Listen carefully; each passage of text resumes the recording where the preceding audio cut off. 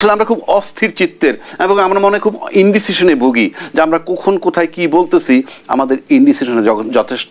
সুতরাং খুব স্থির চিন্তা করে শান্ত মাথায় চিন্তা করতে হবে। আর রাজনীতির মতৈক্য, নির্বাচন যদি সুস্থ নির্বাচন পাইতে হয়, নির্বাচন ইউনূস সাহেবের কাছ থেকেই নিতে হবে।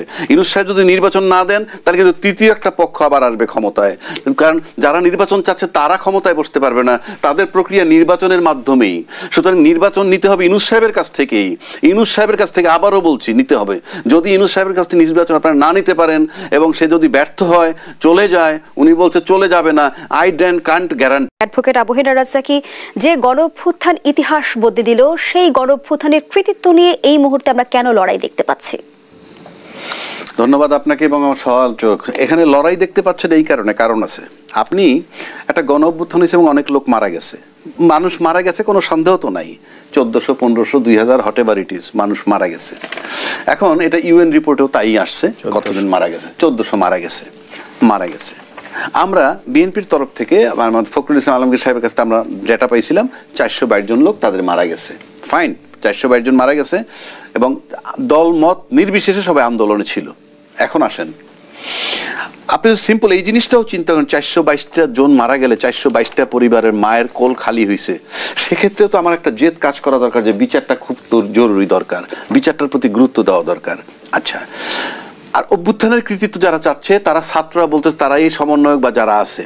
আমি এখানে একটা জিনিস সিম্পল বলতে পারি, আন্দোলন কাকে বলে সেই জায়গাটা আগে যাইতে হবে। সেই আন্দোলনটা কিভাবে আমরা নিছি। আন্দোলন যদি এই হয় যে আমরা আন্দোলন করতেছি, মাঠে নামছি, নামার পর এসে রিপোর্ট করলো যে গুলি মারছে এবং সাউন্ড গ্রেনেড হয়েছে প্রচণ্ড, আমরা চলে আসছি, এটা গেল একটা আন্দোলনের রূপ। আরেকটা আন্দোলন, ছাত্ররা যখন 36 তারিখে আন্দোলন করে 36শে জুলাই পর্যন্ত, তখন পুলিশের ভার্সনটা স্বরাষ্ট্রমন্ত্রীকে বলে মারিয়াডা মরেয়াডা বাকি ডি সরে না। আপনার দুইটা জিনিস পার্থক্যটা আপনাকে বুঝতে হবে।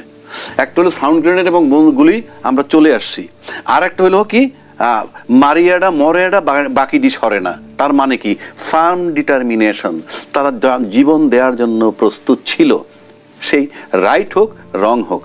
তারপরে যদি আসেন যে এখন আসেন কৃতিত্বের দাবিদার কার, ঠিক এই মুহূর্তে কল্পনা করেন, হাইপোথিসিস, শেখ হাসিনা যদি ক্ষমতা আসে এই মুহূর্তে, আবার আওয়ামী লীগ, এটা কিন্তু কাল্পনিক, আসলে বিপদগ্রস্ত হবে কারা, কোন লোকগুলো বিপদগ্রস্ত হবে? আপনি আমি সবাই বুঝি, এই যারা বিপদগ্রস্ত হবে তারাই আন্দোলনকারী এবং আন্দোলনের কৃতিত্ব তাদের। যারা বিপদগ্রস্ত হবে না তাদের নয়। Very simple answer. সুতরাং এখন আপনি খুঁজে বের করেন কারা বিপদগ্রস্ত হইতে পারে কালকে যদি হাসিনা ক্ষমতায় আসে, তাহলে আপনি বুঝতে পারতেছেন কারা আন্দোলনের কৃতিত্ব কার করার অধিকার আছে আর কার নাই। আর যারা দলের এত লোক মারা যাওয়ার পর সংস্কারের গুরুত্ব কম কিন্তু নির্বাচনের গুরুত্ব বেশি, তখন এটা নিশ্চয়ই একটা কোশ্চেন মার্ক আমার কাছে আসে। এইবার আসেন জনগণ। জনগণটা কি? উনি জনগণ, আমি জনগণ, আপনি জনগণ। বাংলাদেশের 18 কোটি লোক কিন্তু জনগণ। এই 18 কোটি লোকের জনগণের মধ্য থেকে আবার কিছু জনগণ বিভিন্ন দলে সম্পৃক্ত। এখন বাংলাদেশে যদি আমরা দেখি একটা দলের সর্বোচ্চ সাপোর্টার 35% আমরা পাই, তাই না? 35% পাই। তাহলে কি হইল, 35% ভোট যদি ধরি, আবার 35% জনসংখ্যাও যদি ধরি, তাইলে সবচেয়ে বড় দল যে দুটি আছে তারা বলতে পারে, আর যখন কোনো বক্তব্য তখন বলতে হবেই যে আমাদের এটা বক্তব্য, আমাদের দলের যে জনগণ সেই দলের জনগণের পক্ষে। তার মানে 35% লোকের পক্ষে আপনার বক্তব্য, বাকি 65% কিন্তু আপনার না। কাজে জনগণ শব্দটা ব্যবহার করতে হলে রাজনৈতিক দলের বলতে হবে এইভাবে যে আমার এই দলের সাথে যে জনগণ সম্পৃক্ত তাদের পক্ষে বলছি। আপনি সব জনগণ নেন কেন, আপনার যে পরিমাণ জনসংখ্যা জনগণ আপনার পক্ষে আছে তারা আপনার, বাকিরা তো আপনার নয়। কাজে জনগণ ভেগ টার্ম এইটা ব্যবহার করতে পারবেন না, করা উচিত না। মানুষকে বিভ্রান্ত করা হয় যে জনগণ একটা ভেগ টার্ম। আমার দলের জনগণ যার 5% ভোট, ভোট সূত্র ধরে যদি মোট জনসংখ্যার 5% নেই, আপনি বলবেন আমার দলের যারা সম্পৃক্ত দলের সাথে জনগণ তাদের পক্ষে বলছি। আপনি একটা কথা বলবেন জনগণের পক্ষে, মানে 18 কোটি লোকে বলছে, নো, জাস্ট আপনার দলের। সুতরাং যে স্ট্যান্ডটা নিবেন সেটা তার দলের। এগুলা যোগফল হিসাব করে সরকার সিদ্ধান্ত নিবে জনগণ বলতে কি বোঝায়, কার পক্ষে কতটা জনগণ। এই একটা জিনিস। আর একটা জিনিস আমি লক্ষ্য করে দেখলাম, আমরা অতীতেও করছি আসন বন্টন। আসন বন্টন মানে কি, কার দেশ কে বন্টন করে, অতীতেও তাই হয়েছে। যেমন ধরেন উনি একটা দলের, আমি একটা দলের, দুইজনে মিলে গেলাম কি, তোমার সিটে ভাই আমি আমার দল ক্যান্ডিডেট দিব না, আমার লোকও তোমাকে ভোট দিবে, তাহলে হইল এটা গণতন্ত্র? আমার লোক তার লোকেরে ভোট দিবে, এটা গণতন্ত্র? প্রত্যেকের ইন্ডিভিজুয়াল নির্বাচন করতে হবে, জোট ফোট পরে কে কার সাথে সম্পৃক্ত হবে। আমরা দেখতে চাই সুষ্ঠু অবাধ নির্বাচনটা কিভাবে হয়। আপনার এলাকায় আপনি দাঁড়াবেন, সেখানে আমার সমর্থন, আমার প্রার্থী না দিয়ে বলবো আমার লোক আপনাকে ভোট দিবে, তারপরে পাশ করে আসবেন, তাহলে আমার লোকগুলা তো স্বাধীনতা নাই, যেটা দলে জোটে হয়।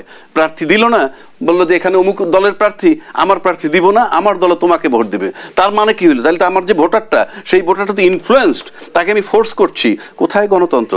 এইগুলা চেঞ্জ হইতে হবে, এবং এটার জন্য যে সংস্কার দরকার, আমূল পরিবর্তন দরকার, এবং চেঞ্জ হবে।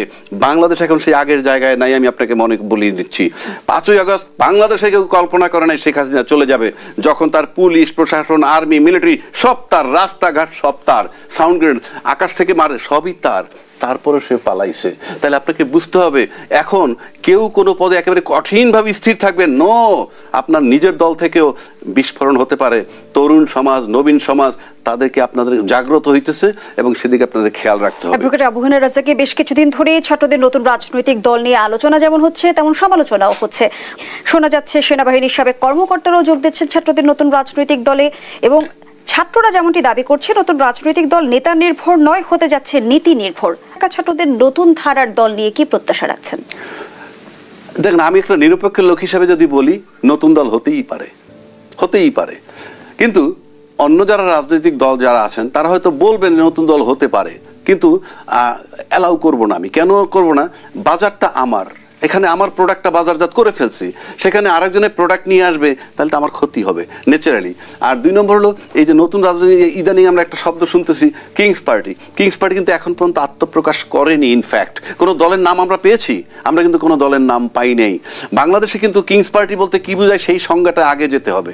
কিংস পার্টি বলতে বোঝায় ওইটা, যিনি ক্ষমতায় থেকে একটা দল করবেন, এবং সেই দলটার প্রধান হবেন যারা ক্ষমতা আছেন তাদের ভিতরে যে প্রধান, অতীতে যেগুলো কিংস পার্টি যেভাবে হয়েছে। সুতরাং এখানে এখন পর্যন্ত কোনো পার্টি হয় নাই, এখন পর্যন্ত নাম হয় নাই, নিবন্ধন হয় নাই, তারপরে আমরা বলবো পার্টিটা কিংস পার্টি নাকি।